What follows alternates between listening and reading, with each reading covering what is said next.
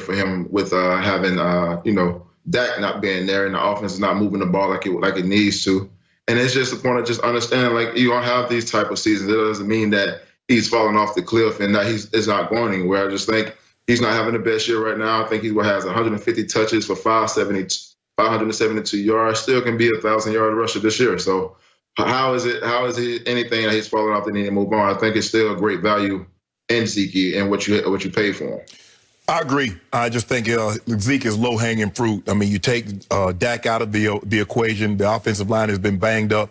Ty Smith has missed the better part of the season. Lyle Collins didn't play a single game. Zach Martin is in and out. Skip, he missed the game. He left a game early with a concussion and then missed the next game with concussion-related symptoms. So for me, Skip, the offensive line they're not the same team. I'm not so sure they're committed as running the football as they were early in Zeke's career. They kind of changed that. They started going to more Dak, a pass offense, and then you tried to come back to Zeke once Dak got injured, and that's very, very difficult to do. But Amari Cooper's making $20 million a year. They need to move on from that, Coop. I mean, you tell me the guy this season, you tell me the guy that's lived up to the money that they're getting paid. There's a reason why they're 2-7. There's enough blame to go around, but Zeke is the biggest name. And Zeke is low-hanging fruit, so I just reach up there and I pick Zeke and say, well, you know what? They need to move on. Look, now they might, Skip was mentioning earlier, Crow, is that they have an escalator and they're going to have to make a decision because his 2022 salary will become guaranteed. In March. Yeah. In March. So they might have to come, may have that conversation. You know how they call you and they say, we need to talk to you. And this is a very difficult discussion for us because you've been so great to the franchise and we'd love to have you. But we need to take some of your money back. That's basically what they're going to ask you probably to do in this offseason, Crow. Oh, 100%. You got to look at it. I mean, he's due $14 million in 2021 and another 13.5, almost $14 million in 2022. If it comes, so you're looking at it, the production's not there from this standpoint. They're looking at it as like, look, you're either going to take a pay cut or we can release you. And at the end of the day, you're going to have debt money. They have to build around it, and then you have to figure out how the offense is going to work.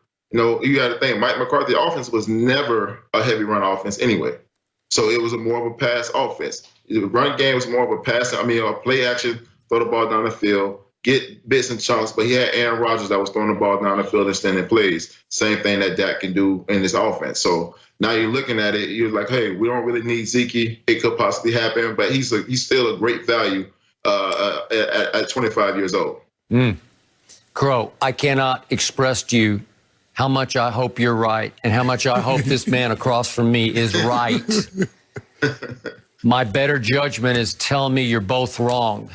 Yep, he's still 25 years young, but he's running older and older to me. And I'm just going on my eye test, and I'm pretty good with the eye test. I'm just not seeing Zeke anymore. I want to, every game I say, okay, today is the day, and it's not the day. And just statistically, he led this league as a rookie with 109 yards rushing a game, not to mention the balls, as you point out, that he catches and runs with. But that's fallen all the way down this year to 64 yards a game. It's almost like half of his production as a rookie. And you look at 20-plus yard runs, he had 14 in 2016, his rookie year, led the league in rushing, 14 20-pluses. Then let's skip 17 because he was suspended, but down to 18, he had 11. And then down to last year, he had 4. And now he's got 1 this year of 20-plus yards. It's scary, wrong to me. And I had to sit and watch Monday Night Football. I'm watching Dalvin Cook. He is hitting holes like lightning, flashing through the hole. And then I watched Zeke on Sunday, and it's like a flickering light bulb that's about to go bad, about to burn out. That looks like Zeke is so slow. It looks like it's in slow motion going to the hole. And now Zeke is making Tony Pollard look like Dalvin Cook because Pollard comes in and it's like, pow, pow, Zeke, boom, boom, boom. Here we go with some burst. And Tony Pollard against the Pittsburgh Steelers had 2 runs. We can see him real quick of 20-plus yards.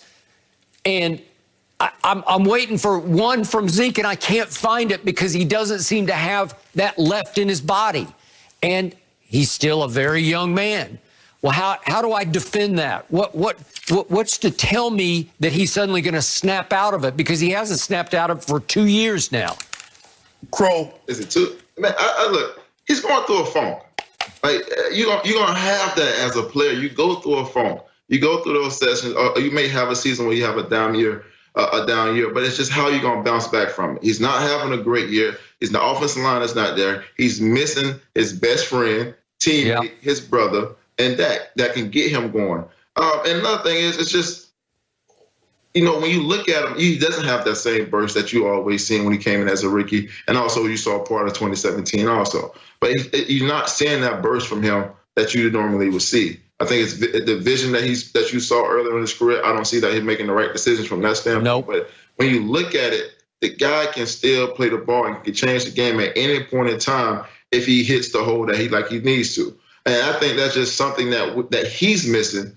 And it just feels like he's not into the game as much as he was early in his career until right now. But you can't tell me he has those same holes that he had in 2016, in 2017, in 2018, in 2020. I don't see those holes because I could have ran through those holes. I might have not got 1,600, but I'd have got 500 yards at my age running through those big old holes. But here's the thing, Tony, and you talk about Tony Pollard. Crow, you've seen the number 2 receiver. Oh, boy, he's doing it. He's doing it. And as soon as the number 1 goes and they elevated the number 2, all of a sudden you're like, hold on. Because I tell you what, there's a guy in Pittsburgh. When he had AB draw the double coverage, he was the team MVP. Now he gets the double coverage, and Chase Claypool looked like the best receiver on the football team. You're talking about Juju Smith. Juju Smith. Yeah. You see how that works? That's why Tony Pollard looks so good. You elevate him to number 1 and let him become the focal point of an opposing defense. I buy that. I got it.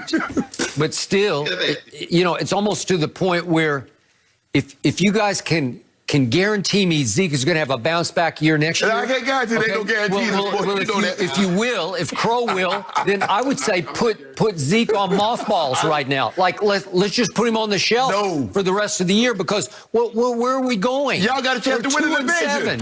Yeah, we're only a game back. You only a game back. Yeah. I don't know. I would save him. Save him for what? For next year when we win the Super Bowl, right? Man, look here. Hey, here you go. Dallas Cowboy fans, every year you're going to win a Super Bowl and never make it. Right. And you ain't putting nobody on the shelf with $15 million if he's healthy. You're right about that. You got to play that $15 million. Well, I'm with you. Next March, they're going to put some of that on the shelf. Some of it. Absolutely. Yeah. They're going to have to. I mean, I'm going to do the same thing with Amari Cooper, too. Oh, absolutely. But they just gave him his money. Yeah, I'm going to tell you, I'm going to give some of it. You got to give some of it back. He's like the number 3 receiver right now. Yeah, D-Law is starting to earn his keep. Oh, yeah. He's starting to. Oh, yeah. Yeah. All right. And